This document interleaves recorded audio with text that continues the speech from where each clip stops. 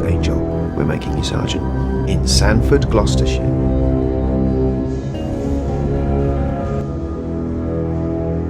It's where it all happens. The Swans escaped. Excuse me. Hasn't been a recorded murder in Sanford.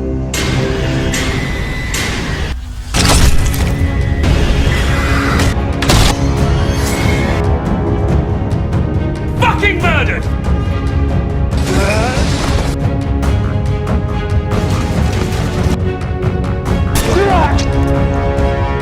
That's what I'm talking about.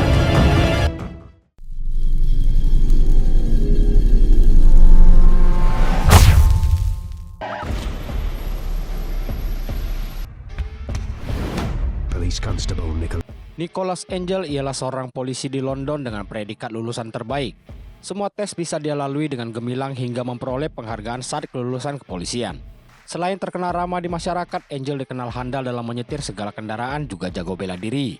Walau jago, dia sempat mendapat 3 kali cedera semasa bertugas. Cedera terakhir didapat ketika ditikam seorang kriminal bercosplay Santa. Sebagai polisi yang menangkap penjahat 400% lebih banyak dari polisi lain, Angel dipromosikan sebagai sersan tapi di sebuah kota kecil bernama Sanford. Walau Angel menolak dipindahkan, namun dia tidak punya pilihan apapun karena ketiga atasan tertingginya di kepolisian telah sepakat memutasinya. Sebab pencapaian Angel di London membuat polisi lain terlihat tidak berguna. Angel pikir dia pasti akan mendapat dukungan dari rekan polisi lain. Gak taunya mereka malah udah siapkan pesta perpisahan untuk Angel. Setelah pertemuan tadi, Angel bersiap menuju Sanford, sebuah kota kecil yang bahkan tidak ada sinyal HP. It's not ready.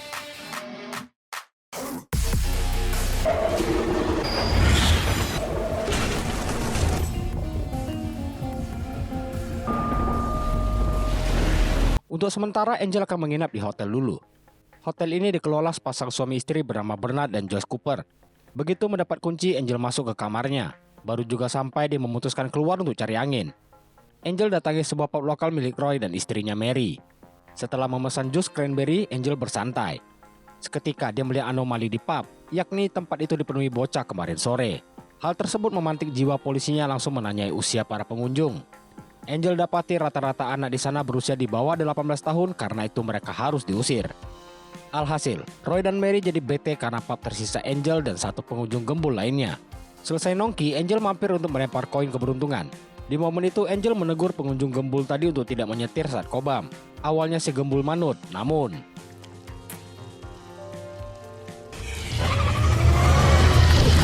atas kelalaiannya si gembul akan ditahan. Tapi Angel belum tahu di mana lokasi kantor polisi. Karena itu si gembul lah yang mengantarnya ke sana.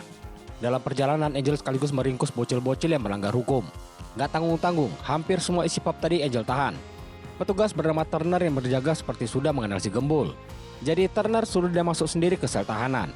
Selain itu, Turner yang malas mengurus administrasi penahanan tidak perlu repot karena Angel siap lakukan semua sendirian.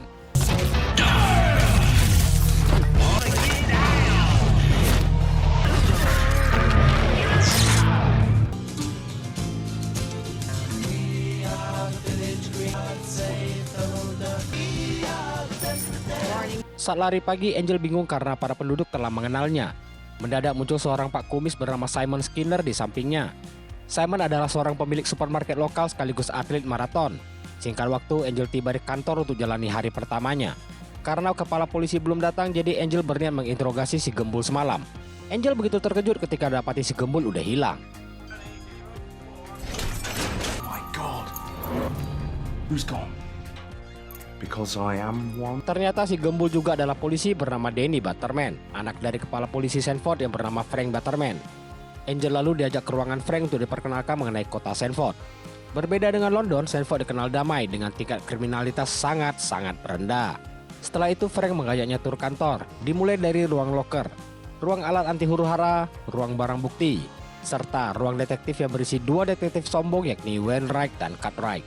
Bahkan mereka berani melempar Danny. Dan terakhir ruang kerja petugas, ada Bob dan pasangan doginya si Saxon, Doris serta Tony.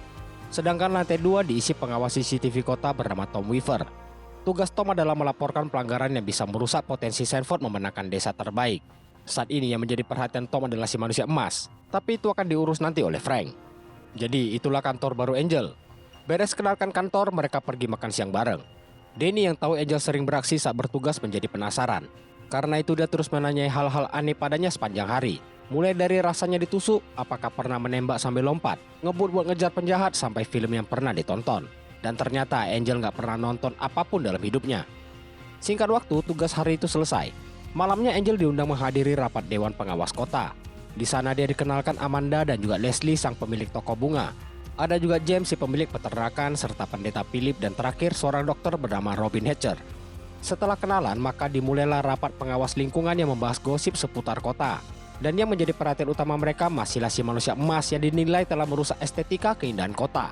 Sungguh tidak penting. Besoknya Angel lakukan penyuluhan di sekolah SMA. Saat sesi berakhir yang bertanya justru Danny dan pastinya pertanyaannya nggak penting. Lalu datang wartawan bernama Tim Messenger yang mau foto Angel untuk keperluan liputan koran.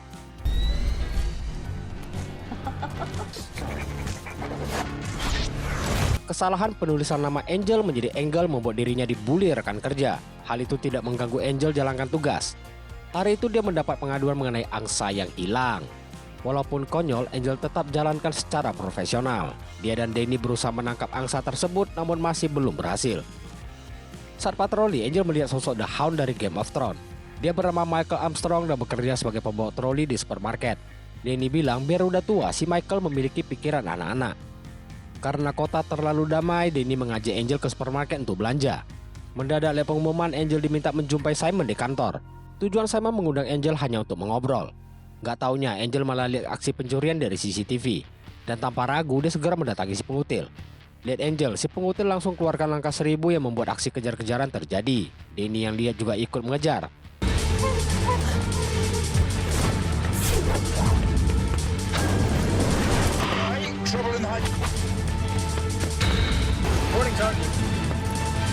Sempat terhalang rombongan ibu-ibu bawa anak, Angel memotong jalan. Tapi Danny rupanya tidak selihai Angel. Sedangkan Angel di tengah pengejaran melihat si angsa. Namun dia lebih pilih si pengutil. Dengan gigi dia terus mengejar hingga akhirnya inilah yang terjadi.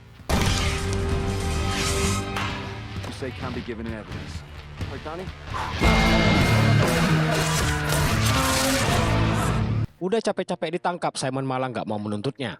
Saat Angel dan Simon berdebat mengenai masalah tersebut, Frank muncul menengahi. Frank bilang dia yang akan mengurus masalah si pengutil nanti. Untuk itu Angel lanjut patroli bersama Danny. Dalam mobil, Danny tanya apa Angel pernah menembak ke udara layaknya adegan film Point Blank. Angel yang muak terus ditanya hal-hal aneh pun meradang dibuatnya. Danny jelaskan itu karena dia iri dan ingin beraksi layaknya polisi sungguhan. Namun apa daya, dirinya hanya polisi di sebuah kota kecil yang terlampau damai. Tiba-tiba sebuah mobil melaju kencang sehingga aksi kejar-kejaran terjadi sangat singkat. Pengemudi itu bernama Martin dan si penumpang bernama Eve. Kedatangan mereka adalah untuk pentas sandiwara Romeo dan Juliet. Apapun repetan Martin dicatat Angel sebagai bukti. Lihat itu Martin perkenalkan kalau dirinya adalah pengacara. Walau begitu Angel gak pedulikan dan terus mencatat. Hingga akhirnya Martin menyerah dan meminta maaf atas pelanggarannya. Apa yang Angel lakukan adalah bentuk intimidasi pada pelaku. Dia ingatkan Danny pentingnya buku catatan dalam bertugas. Dengar itu, Danny juga pamerkan miliknya yang jauh lebih keren dari punya Angel. What exactly were you thinking? Angel dan Danny yang selesai bertugas diinfo Turner kalau mereka diberi tiket nonton pentas si Martin dan Eve. Awalnya mereka menolak karena anggap itu gratifikasi, namun mereka terpaksa pergi kala diajak Frank.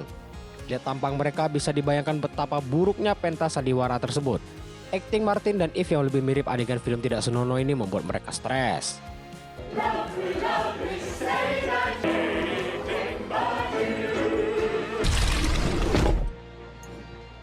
Selesai pentas, saat jamuan minum Angel bertemu Simon dan juga Martin. Angel kira Eve adalah istri Martin. Ternyata wanita yang memiliki ketawa aneh ini adalah seorang PNS lokal. Lalu seorang pengusaha kaya bernama Josh datang memberi selamat pada Martin. Berhubung gak ada yang penting, Angel dan Danny pun pulang. Sebelum itu Martin memanggil mereka untuk meminta maaf atas kejadian ngebut tadi. Setelah itu Angel dan Danny bergegas pergi. Tanpa mereka sadari, di gang ada sosok yang berpakaian layaknya Grim Reaper. Pindah ke Martin di ruang ganti yang didatangi Eve. Rupanya mereka merupakan pasangan selingkuh. Saat sedang merayakan pentas tadi, pintu diketok seseorang. Angel dibangunkan suara telepon yang mengabarkan kasus kematian Martin dan Eve. Di TKP, Tony menyimpulkan kalau itu adalah kecelakaan. Lalu dia minta pendapat Angel langkah selanjutnya. Angel saran untuk menutup TKP dari publik. Dengar itu Tony minta segera dilakukan. Saat berjaga, Angel heran ketika Simon langsung tahu kalau korban adalah Martin dan Eve, padahal belum dipublikasikan. Simon beralibi kalau kabar burung cepat menyebar. Hal itu tentu membuat Angel curiga padanya. Atas kecurigaan itu, Angel meyakini kalau korban dibunuh. Namun duo detektif tidak terlalu menggubris teori Angel. Angel tetap pada pendiriannya dari bukti tidak ada bekas rem di TKP.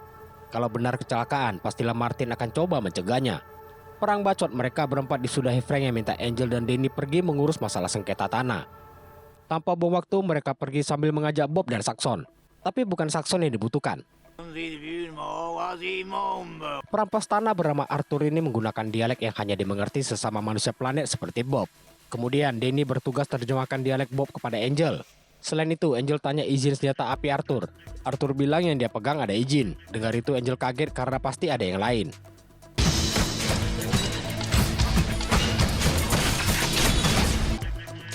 Where on earth did you... Is this? Seymour? Ternyata gudang Arthur dipenuhi senjata artileri berat bahkan ranjau laut. Ranjau yang diklaim udah mati itu mendadak berbunyi waktu diketok, sehingga mereka pun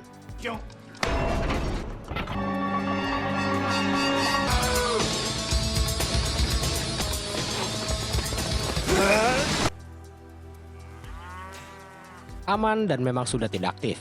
Karena penemuan itu, akhirnya ruang bukti kini menjadi ada gunanya. Merasa mendapatkan sesuatu yang besar, Danny mengajak Angel ke pub untuk merayakan. Di mana kali ini Angel tidak lagi minum jus melainkan kobam bersama Danny. Selagi bersantai, Danny tanya alasan Angel jadi polisi. Angel cerita semua berawal dari seorang om polisi bernama Derek yang memberi mobil polisi mainan. Sejak itu dia bermimpi untuk jadi polisi seperti Derek. Kalau Danny jadi polisi karena disuruh Frank. Sejak mamanya meninggal karena kecelakaan, Frank ingin bisa lebih melindungi putranya. Gak mau suasana jadi melo, mendadak Danny lakukan ini. Hey, what's this?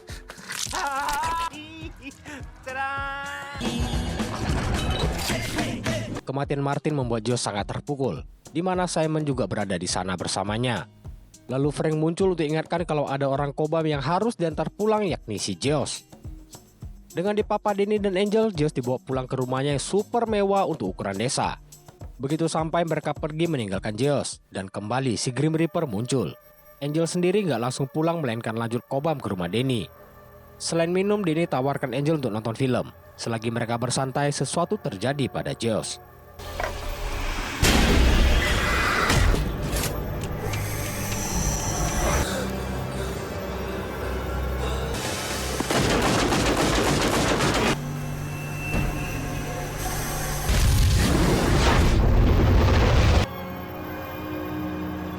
Paginya Josh ditemukan mati terbakar dengan asumsi kecelakaan akibat gas meledak. Dan kembali Tony minta saran Angel. Angel segera infokan apa yang harus dilakukan di TKP dan langsung dikerjakan Tony. Saat Angel periksa sekitar, lagi-lagi Simon muncul dengan tampang mencurigakan. Namun gak ada yang bisa Angel lakukan tanpa adanya bukti. Terlebih rumah Josh telah rata bersama tanah.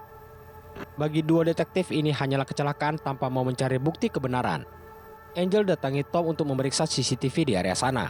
Rupanya memang tidak ada yang mencurigakan selain penampakan buronan Sanford yakni si angsa. Singkat cerita, hari itu gereja adakan kegiatan amal. Semua polisi diliburkan kecuali Angel yang bertugas jaga.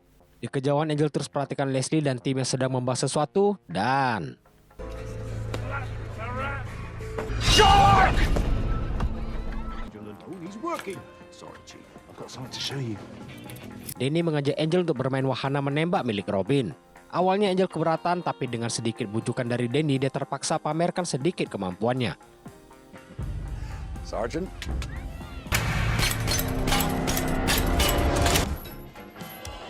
Tanpa sengaja Danny menarik pelatuk dan mengenai kaki Robin.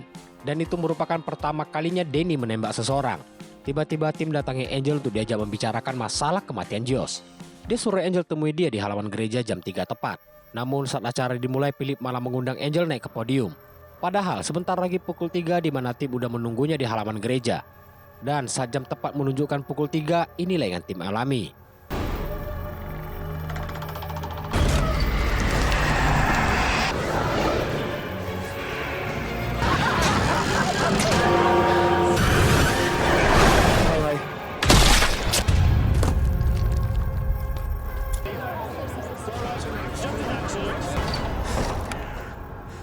Angel yakin kalau kematian yang terjadi belakangan saling terkait. Karena dianggap kasus pembunuhan, maka gereja telah menjadi TKP. Untuk itu, Frank minta semua polisi di sana kembali bertugas. I think you're talking load of shit. Danny sendiri merasa kalau Angel hanya overthinking karena tidak ditemukan bukti apapun di TKP yang mengarah ke pembunuhan. Jadi Danny ajak Angel sudahi dan pulang. Hal itu malah memicu Angel marah pada Danny. Bagi Danny, Angel terkadang perlu sedikit menyesuaikan diri dengan keadaan. Sambil ngambek, Danny pergi meninggalkan Angel.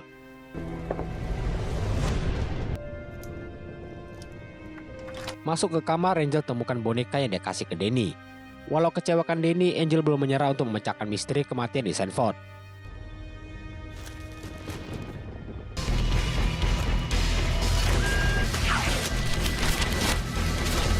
Merasa berat kalau dikerjakan sendirian, dia datangi Danny yang masih ngambek padanya. Namun karena dianggap pasangan bertugas, Danny akhirnya mau ikut menyelidiki. Mereka fokus menginvestigasi keterkaitan antara para korban. Martin merupakan pengacara, Eve kerja di Dewan Tata Kota, dan Josh adalah developer. Namun tidak ada bukti kuat lain yang membuat Danny merasa mungkin memang hanya kecelakaan biasa. Tiba-tiba Frank datang memberi sebuah kejutan pada Danny yang ulang tahun. We were working, weren't we? Angel yang baru tahu hal tersebut segera pergi ke suatu tempat. Rupanya dia datangi toko bunga milik Leslie untuk membelikan kado bagi Danny. Leslie juga cerita dia bersiap pindah kota. Tanahnya dulu ditawar Josh lewat Martin. Josh berencana membuka jalan baru ke area propertinya dibantu oleh Eve. Sedangkan Tim adalah orang yang meliput dan tahu betapa berharganya tanah Leslie. Di sini diketahui kalau ada hubungan antar keempat korban. Angel izin untuk ambil catatannya, namun saat dia keluar, Grim Reaper muncul dan menghabisi Leslie tepat di hadapan Angel. Gak mau kehilangan jejak si pembunuh, Angel bergegas mengejarnya dengan keluarkan semua jurus yang dia miliki. Namun sayang, sang Grim Reaper jauh lebih cepat.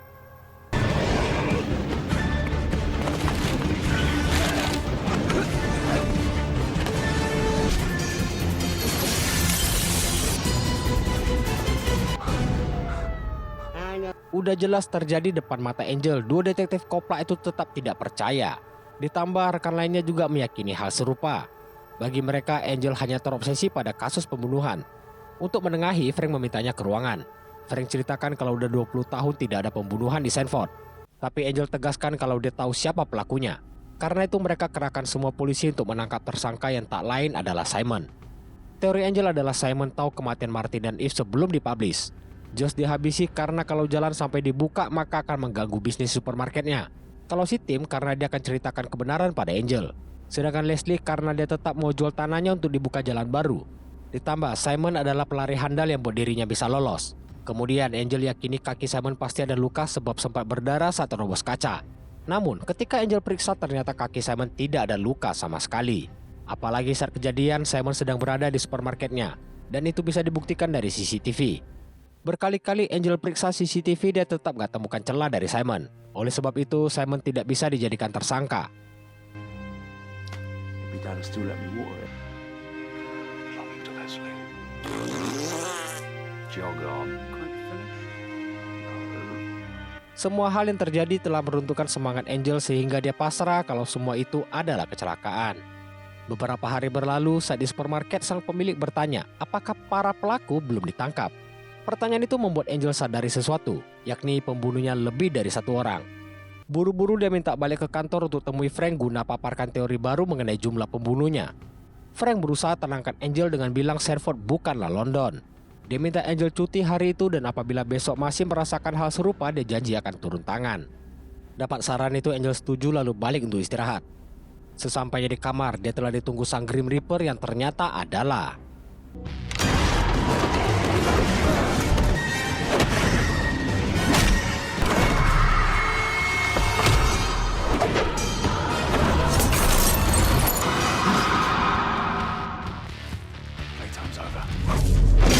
berkat boneka monyet itu Angel bisa mengalahkan Michael. Mendadak Michael dihubungi Simon dari HT. Dengan meniru gaya bicara Michael yang cuma yap-yap itu, Angel bisa mengetahui keberadaan Simon dan komplotannya. Saat itu juga Danny muncul dan disuruh mengawasi Michael karena Angel akan pergi sendirian menuju kastil.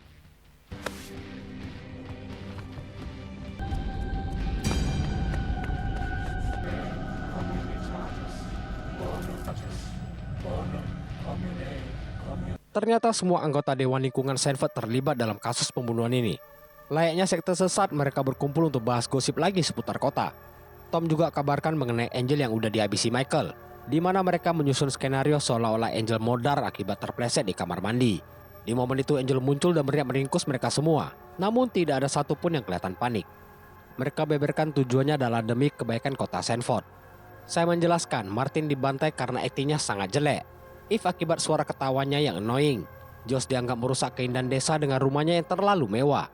Kalau Tim disebabkan keamatirannya dalam meliput berita dan juga sering salah pengejaan. Sedangkan Leslie harusnya adalah bagian dari mereka. Namun karena kemampuan merangkai bunganya dia dihabisi. Sebab kalau mereka nggak bisa miliki dirinya, begitupun kota lain. Sungguh alasan membunuh yang tidak masuk akal sama sekali bagi Angel. Tapi itulah kenyataan yang disembunyikan kota Sanford selama ini. Dan dalang yang membackingi mereka ternyata adalah Frank Butterman. Frank lakukan itu semua demi mendiang istrinya. Sang istri sangat berdedikasi membuat Sanford menjuarai desa terbaik. Namun kerja kerasnya dirusak oleh para pendatang. Karena itu istrinya alami stres dan berakhir mencabut nyawanya sendiri. Sejak itu Frank bersumpah akan lakukan apapun demi menjuarai desa terbaik untuk membuat istrinya bangga. Berhubung besok adalah hari penjurian desa terbaik, mereka harus membereskan Angel. Lalu Michael kembali muncul disertai sang sahabat Danny Butterman. Angel coba jadikan Danny sandera, tapi mereka semua tahu dia tidak akan tega melukai Danny. Karena itu Angel terpaksa kabur untuk menyelamatkan diri. Dalam pelarian, Angel terjatuh ke sebuah lubang yang berisi banyak tengkorak para pendatang. Angel lanjut kabur dan menemukan banyak jasad lain, yakni para bocil pelanggar hukum, si pengutil, polisi sebelum Angel, dan juga manusia emas. Angel terus lari hingga temu jalan buntu. Saat terkepung, Angel pun dieksekusi oleh sahabatnya sendiri.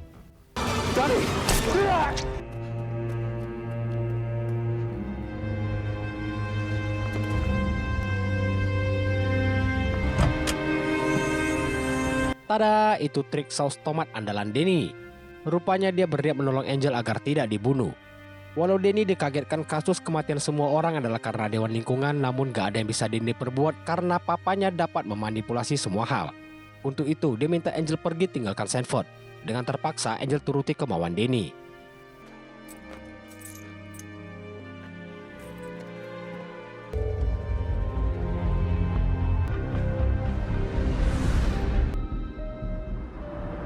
Angel yang mampir ke Indomaret setempat kembali membara kala melihat cover film-film action. Jadi dia beli kacamata dan beberapa kaleng cat pilox untuk lakukan sesuatu.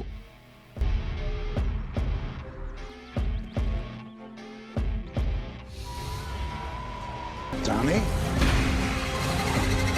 Paginya dia kembali ke Sanford dan bersiap menghadapi sepasang suami istri barbar.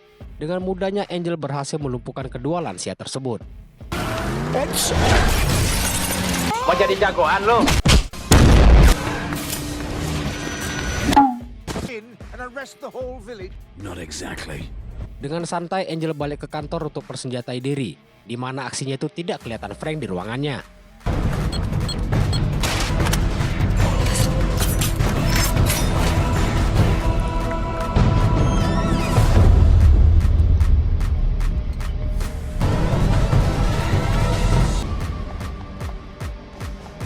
Layaknya pangeran berkuda putih, dia berjalan di kota dan minta para anak sekolah untuk memilok semua kamera CCTV. Setelah itu masuk laporan ke HT mengenai kemunculan Angel. Angel yang gagah berani lalu turun dari kuda dan siap beraksi. Setelah menyapa para penduduk, perang antara mereka dan Angel pun akhirnya pecah.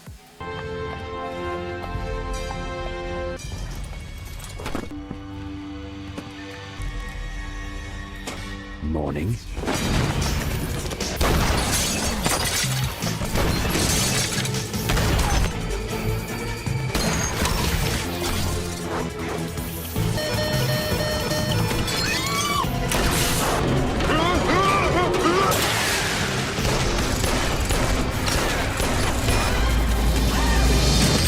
Di tengah gempuran, Angel mendapat bantuan dari Danny.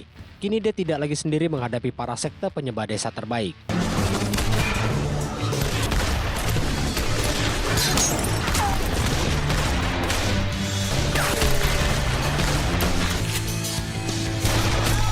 Perlawanan sengit terus diberikan penduduk.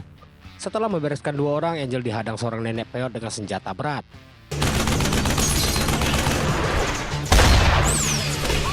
Beresin nenek, muncul Jack Sparrow tua yang mengajaknya beradu pedang. Dan tentu saja si kakek tua dengan mudah dikalahkan. Lalu pendeta Philip muncul untuk minta Angel dan Danny sudahi semua kegilaan. Tapi dia bohong. Fuck off, grasshopper.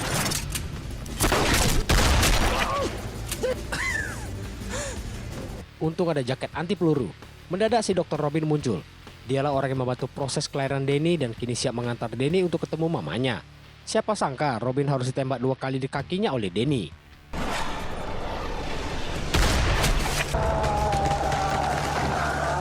Gotcha. Deal with it. Yeah, motherfucker. Pub?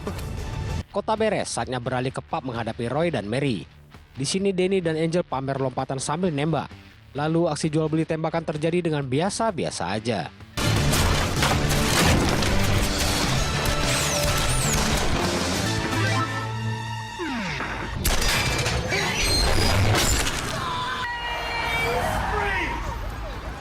Semua polisi datang mengepung atas perintah Frank. Biar begitu, Danny menolak perintah Frank saat diminta menjauh. Manfaatkan momen itu, Angel berusaha ceritakan kasus sebenarnya ke yang lain. Dia jelaskan alasan utama tingkat kecelakaan Sanford begitu tinggi sedangkan kriminalnya sangat rendah adalah karena ulah Frank dan komplotan. Mendengar penjelasan itu, para polisi lain sadar telah dicuci otaknya selama ini. Jadi mereka berbalik memihak Angel dan Danny. Karena kalah jumlah, Frank terpaksa mundur. Angel yang dapat bantuan segera membagi tugas dan bersiap menyisir area supermarket. Wait here.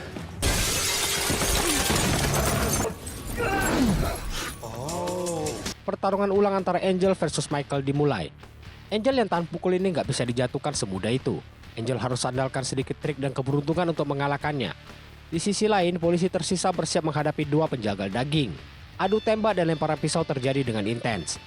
Gak lama Angel menyusul mereka. Lihat keadaan tidak menguntungkan, Angel mau manfaatkan troli. Mereka mendorong troli untuk dipakai menghantam 2 penjagal sambil dilindungi Doris dan Tony. Beres itu, sang sekretaris maju menyerang tapi dengan mudah dijatuhkan Doris. Selagi serangan buat terjadi, Danny dan Angel pun pergi mengejar Simon.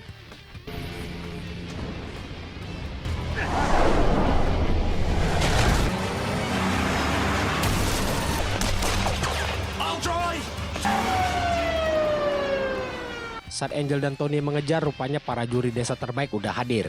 Sementara itu, balapan mobil berlangsung sambil adu jual beli tembakan. Hingga akhirnya mobil Frank terpaksa pindah jalur untuk menghindari angsa. Berkat itu juga si angsa buronan berhasil diamankan. Maka kini saatnya menangkap Frank dan Simon.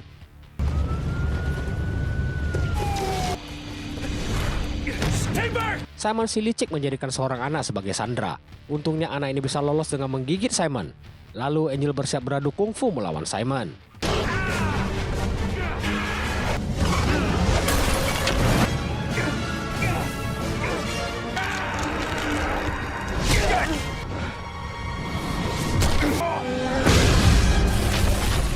Sebuah uppercut berhasil menjatuhkan Simon. Namun saat Angel memeriksa anak tadi, Simon kembali bangkit. Dia keluarkan sebuah cutter untuk menghabisi Angel dan inilah yang terjadi.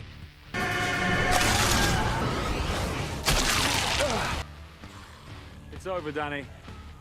Cukup menyakitkan. Tapi belum selesai, Frank kembali sambil menyandera anaknya sendiri. Memanfaatkan Danny sebagai tameng, Frank berniat menembak Angel, di mana usahanya berhasil digagalkan Danny. Sewaktu Frank kabur, Danny sebenarnya bisa menembak papanya, tapi dia nggak sanggup lakukan hingga terjadi adegan seperti film Point Blank.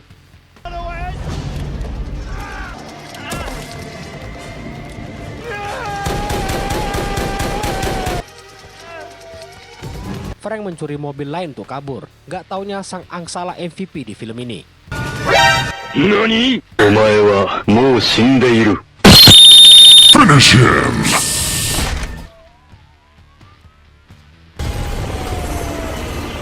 Dengan demikian, semua penjahat berhasil diamankan. Setelah beres, barulah para polisi berdatangan untuk menangkap para komplotan Sanford. Polisi yang datang bukan sembarangan, melainkan 3 atasan Angel dari London. Sejak Angel meninggalkan London, kasus kriminal di sana meningkat drastis. Karena itu mereka mau mengajaknya balik. Namun Angel yang kadung jatuh cinta pada Sanford menolaknya dan ingin terus di sana.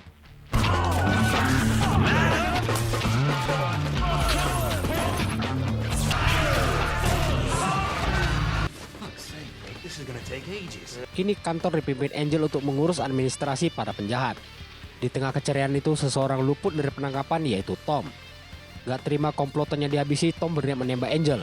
Namun justru Danny yang berkorban. Selain itu, Ranjolok mendadak aktif dan meratakan kantor polisi.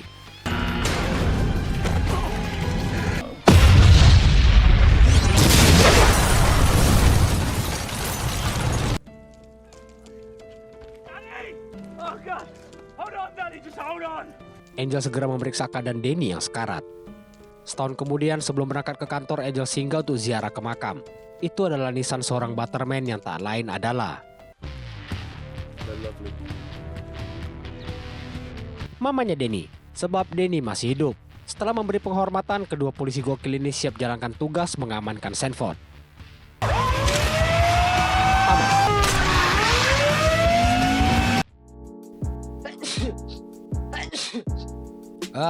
Lagi flu aku. Tapi beres sudah film Hot Fuzz.